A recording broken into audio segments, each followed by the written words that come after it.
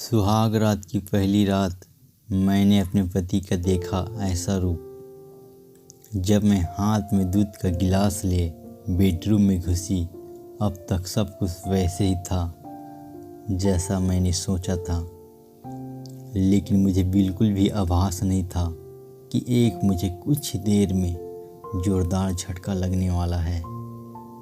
सपनों के मुताबिक जब मैं कमरे में आती हूँ तो मेरा पति मुझे कसकर गले लगाता है, चुंबनों की बौछार कर देता है और सारी रात मुझे प्यार करता रहता है। लेकिन वास्तविकता में जब मैं कमरे में घुसी, उससे पहले ही वो सो चुका था। तब 36 साल की उम्र में मैं वर्जित थी। मेरे लिए ये बेहद तकलीफ भरा था। ऐसा लगा कि मेरे पूरे अस्तित्व को मेरे पति ने नकार दिया हो। कॉलेज के दिनों में ही नहीं, ऑफिस में भी मैंने कई लड़कों और लड़कियों के बीच गहरी दोस्ती देखी थी। वो अपने पार्टनर के कंधों पर अपना सिर टिकाए होते हाथ पकड़े घूमा करते थे। तब मैं सोचती थी कि काश मेरे साथ भी कोई होता।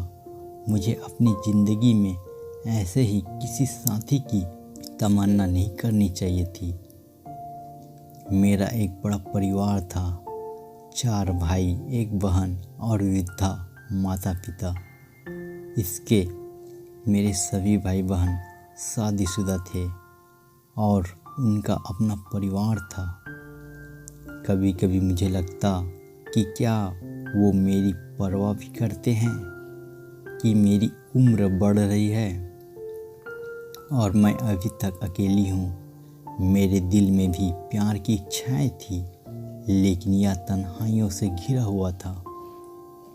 कभी कभी मुझे लगता कि यह केवल इसलिए है क्योंकि मैं मोटी हूँ। क्या मर्द मोटी लड़कियों को नापसंद करते हैं? क्या मेरे वजन की वजह से मेरा परिवार मेरे लिए जीवन साथी नहीं ढूंढ पा रहा है? क्या मैं हमेशा अकेली ही रहूंगी? ये सवाल हमेशा ही मेरे मन में घूमते रहते।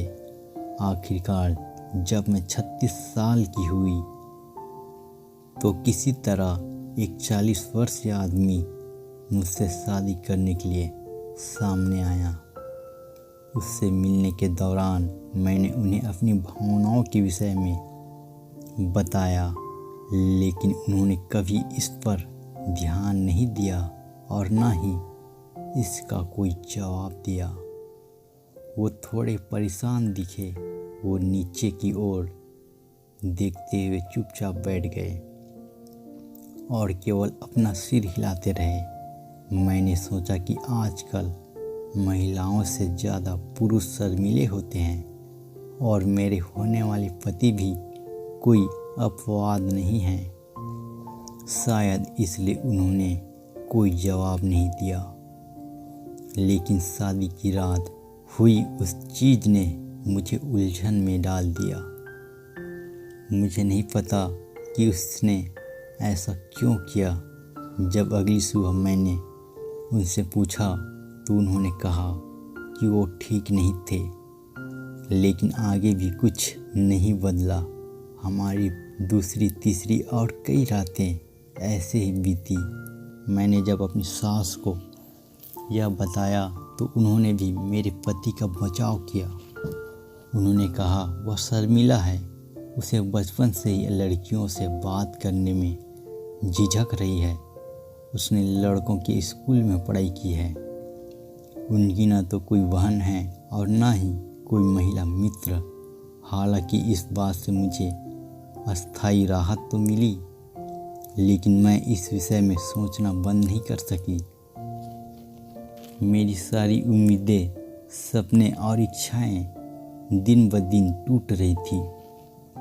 मेरी बेचैनी का एकमात्र कारण सेक्स नहीं था।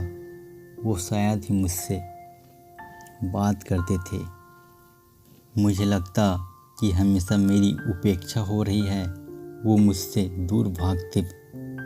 छूना पकड़ना तो दूर की बात थी। अगर कोई औरत अपने पहने हुए कपड़े भी ठीक करती है तो मर्द उसे ऐसा करते हुए देखने की कोशिश करता है। लेकिन अगर मैं कभी रात को पूरी तरह से अपने कपड़े उतार भी देती तो भी मेरे पति उदासीन बने रहते। क्या मेरा वजन उनके इस व्यवहार का कारण है? क्या उन्होंने मुझसे किसी दबाव में शादी की है?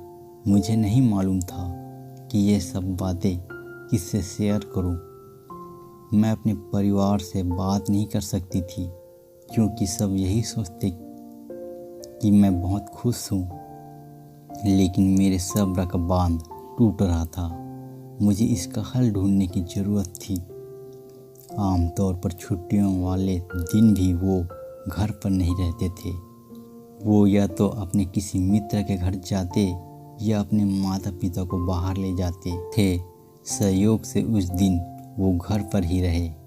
मैं कमरे में घुसी और अंदर से दरवाज़ा बंद कर दिया। वो बहुत तेज़ी से अपने बिस्तर से उठे, मानो कूद गए हो। मैं उनके पास गई और प्यार से पूछा, क्या आप मुझे पसंद नहीं करते?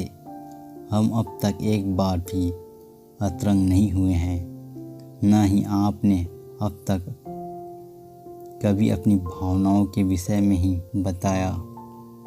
आखिर आपकी समस्या क्या है? उन्होंने झटके से जवाब दिया, मुझे कोई समस्या नहीं है।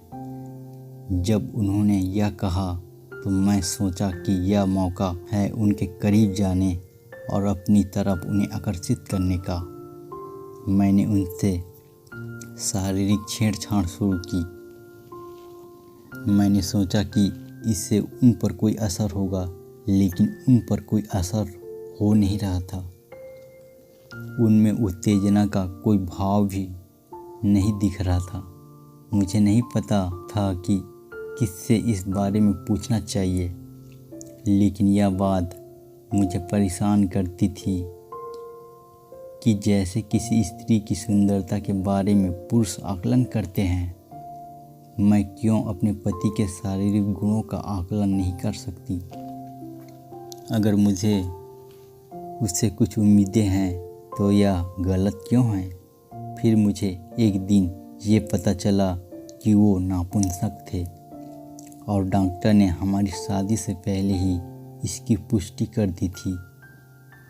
वो और उनके माता पिता सब कुछ जानते थे, लेकिन मुझे अंधेरे में रखकर मुझसे धोखा किया गया। मुझे सच्चाई का पता चल गया तो उन्हें शर्मिंदगी महसूस हुई। फिर भी उन्होंने अपनी गलती कभी स्वीकार नहीं की। समाज हमेशा महिलाओं की छोटी से छोटी गलती को बढ़ा चढ़ाकर पेश करता है, लेकिन अगर किसी मर्द की कोई गलती हो तो भी उंगलियां महिलाओं की ओर ही उड़ती है। मेरे रिश्तेदार ने मुझे सलाह दी, सेक्स इस जीवन में सब कुछ नहीं है। तुम बच्चा गोद लेने का विचार क्यों नहीं करते? मेरे ससुराल वालों ने मुझसे विनती की, अगर लोगों को सच्चाई पता चल जाएगी तो ये हम सभी के लिए बहुत शर्मिंदगी की बात होगी। मेरे परिवार ने मुझे कहा, यह तुम्हारा भाग्य है।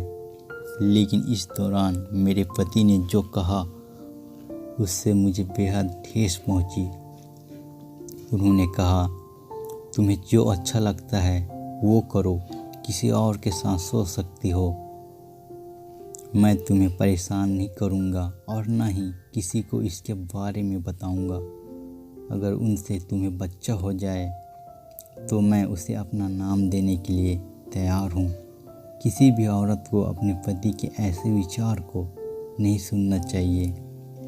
वो बेईमान था और वह खुद के और अपने परिवार के सम्मान को बचाने के लिए ऐसा कह रहा था। वो मेरे पैरों पर गिरकर रोने लगा और कहा, प्लीज़ इसे किसी को मत बताना और न ही मुझे तलाक देना।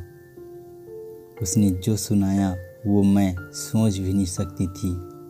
अब मेरे पास केवल एक ही विकल्प था, या तो मैं उसे छोड़ दूं या उसे अपना जीवन साथी मानकर अपनी इच्छाओं को त्याग कर दूं। अंत में मेरी भावनाओं की जीत हुई। मैंने अपने उस तथाकथित पति का घर छोड़ दिया।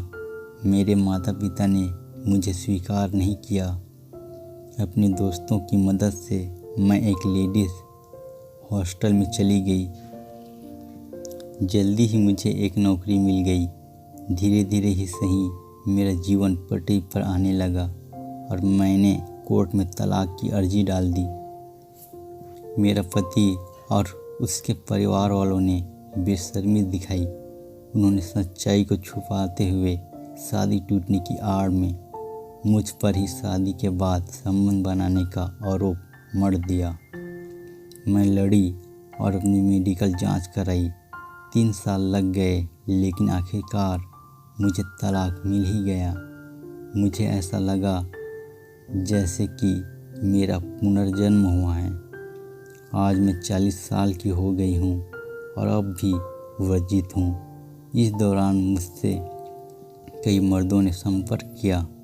वो सोचते थे कि मैं अपने पति को इसलिए छोड़ा क्योंकि उनसे मुझे यौन संबंध से संतुष्टि नहीं मिलती थी और वे मुझसे वो सब करना चाहते थे। यह मेरे बारे में गलत और बकवास बातें थी। मैं ऐसे मर्दों से दूर रहने की कोशिश करती। इनमें से कोई मुझसे शादी या समर्पित रिश्ता कायम नहीं करना चाहता था। मैं अपनी इच्छाओं, सपनों और भावनाओं को केवल उनके साथ शेयर करना चाहती हूँ जो मर्द मुझसे प्यार करे, मेरी परवाह करे, मेरी भावनाओं को समझे और जीवन भर मेरे साथ रहना चाहे। मैं उस मर्द का इंतज़ार कर रही हूँ। तब तक मैं अपने दोस्तों से उनके सेक्सुअल लाइफ के बारे में बात करके ही खुश हूँ और जब भी मेरे दिमाग में सेक्स की बात आती है तो इसके लिए वेबसाइट मेरे सबसे अच्छे दोस्त है। वैसे लोगों की कमी नहीं है जो उससे मुझे आंकते हैं। मैं मानती हूँ कि ऐसे लोग समझते हैं कि महिलाएं बेजान वस्तु है, जबकि महिलाओं में भी बहुत सी संवेदनाएं होती है।